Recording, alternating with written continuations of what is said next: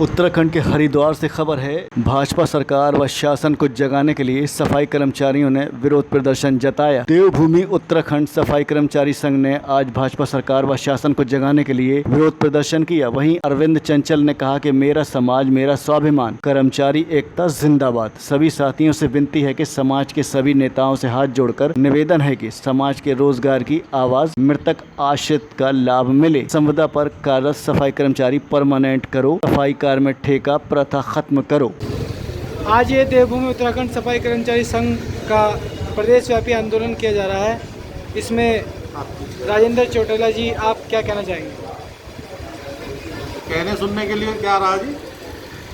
सबसे पहला काम तो एक करा है सरकार ने, कोई सी भी रही कि इनके पद समाप्त कर दिए, इनका ढांचा बदल दिया। जो पुराना ढांचा था उससे जो है लगातार सीरियल वाइज नंबर से जो है नौकरियों पे समाज के लोग जाते थे, अब वो साफ काम बंद कर दिया।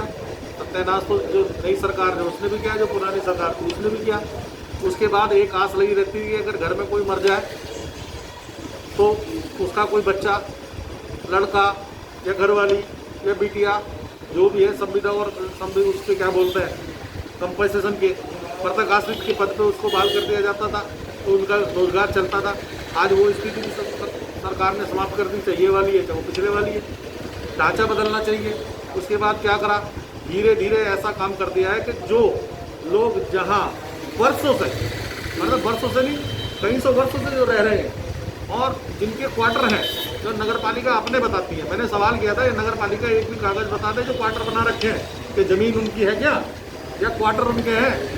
लेकिन ब्यूरोक्रेसी, अफसरशाही और जो सफाई मजदूरों से वाल्मीकि समाज से घृणा करते हैं, उनका ये षड्यंत्र है कि इनको बेघर भी किया जाए और इनको रोजगार से भी इनको समाप्ति की जाए, जिससे कि इनका विकास ना हो सके, विनाश हो सकता हो। इसलिए इस आंदोलन की आवश्यकता पड़ी, वरना आंदोलन की जरूरत नहीं थी। सफाई कर्मचारी तो आराम से अपना कार्य कर रहा था भाई, उसे नौकरी मिल रही थी, मकान मिल रहा था, उसे तनख्वाह मिल रही थी, अपने बच्चों को पढ़ा रहा था। आज तो बच्चे भी नहीं पढ़ सकते। आउटसोर्सिंग, संविदा, इतनी संस्थाएं उन्होंने लगा दी हैं कि आने वाले समय में 8,000 रुपये में कैसे आदमी गुजारा कर लेगा, रोटी खा लेगा, दूध पी लेगा, बच्चों को पढ़ा लेगा या मेडिकल सुविधा अपने परिवार को जो उपलब्ध करा देगा। ऐसा काम कर दिया, कई संस्थाएं खड़ी करती हैं। कूड़ा उठाने वाली अलग, कूड़ा निस्तारण करने वाली अलग।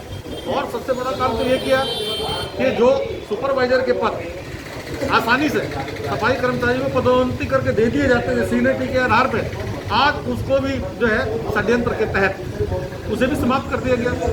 उसमें भी इंटर पास और वो भी साइंस साइड से, बायोलॉजी साइंस साइड से उसको लाना पड़ेगा। कहना हमारे अभी जो नरेश चनियाना जी थे, अभी प्रदर्शन जो हो रहा था, उन्होंने कहा था भाई SST 8 साइड का बनेगा, DA में 8 साइड का बनेगा। लेकिन एक जो सुपरवाइजर है, सफाई सुपरवाइजर, उसको पर्यवेक्षक, पर्यावरण पर्यवेक्षक पद कर दिया, ऐसे घुमा दिया, पर्यावरण मित्र बना दिया, जिससे ये उलझते रहे। और ब्यूरोक्रेसी ऐसी है, तमाम नेताओं को घुमा रही है, जिससे कि इन सफाई मजदूरों का, वाल्मीकि समाज का सत्यानाश पूरी तरह हो जाए। ये उसी जो आज से 100 साल पहले, 150 साल पहले जो वाल्मीकि समाज के लोगों की स्थिति थी कि वो अपने घर घर काम करके अपना गुजारा चलाते, उसी परंपरा पे ये लोग लाना चाहते हैं। मेरा सफाई मजदूरों से ये अनुरोध है, सरकार से भी, नेताओं से भी, तमाम पार्टी के नेताओं से अनुरोध है कि आप सब विभागों की भर्ती निकाल रहे हैं। कभी आपने ये सोचा सफाई कर्मचारी की जो पद समाप्त हो रही है, इनकी एक भर्ती निकाल नहीं सोचते हैं बिल्कुल भी। केवल हठधर्मी अपना रहे हैं, क्योंकि ये कमजोर समाज है, इसका कोई MP नहीं है, MLA नहीं है, नेतृत्व करने वाला विधानसभा में नहीं है।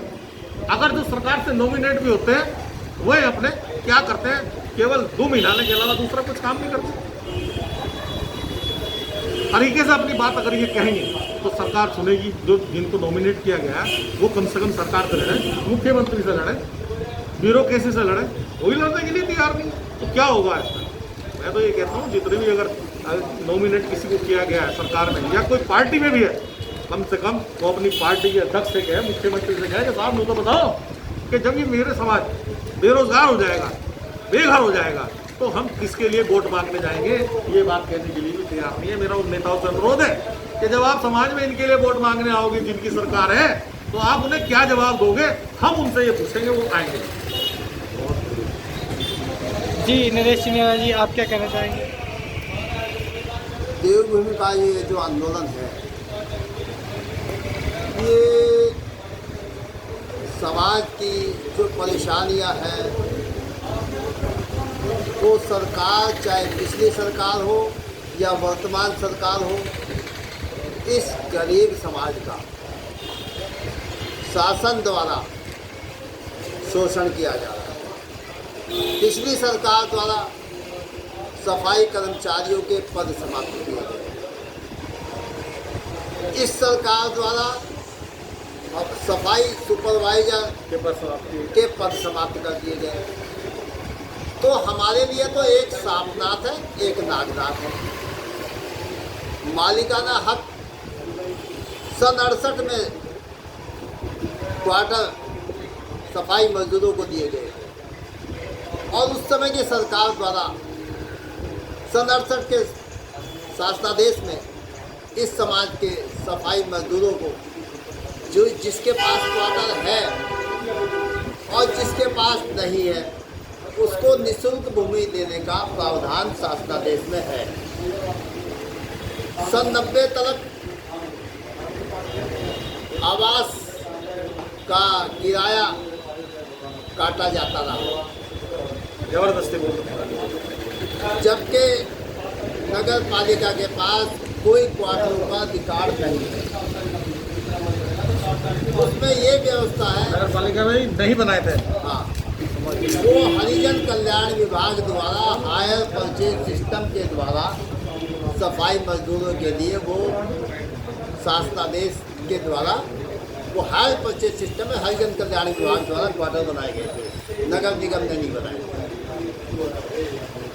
तो और उसमें भी यह था, जिसको क्वार्टर मिल गया है और जिसको नहीं मिला है, उसको निःशुल्क भूमि देने की व्यवस्था शासनादेश में है।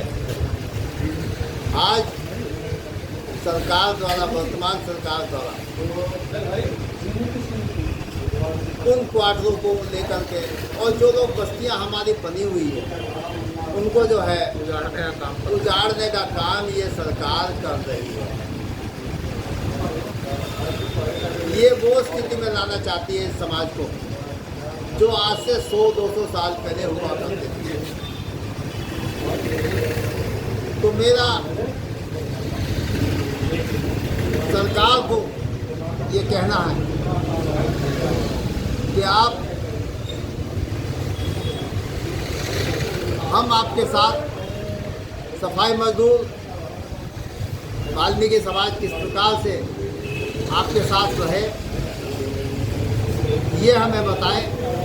नौकरी हमारी लेंगे, घर और ज़मीन हमारा लेंगे, उजाड़ेंगे हमको, इसका जिम्मेदार सरकार, वर्तमान सरकार भी है, पिछली सरकार भी है। तो हमें ये कहना है कि हम उसी के पक्ष में फैसला लेंगे जो हमारी इन समस्याओं को हल करेगा। वरना हम किसी सरकार के साथ नहीं हैं। जो हमारी समस्याओं को उठाएगा, हम उसी के साथ चलेंगे।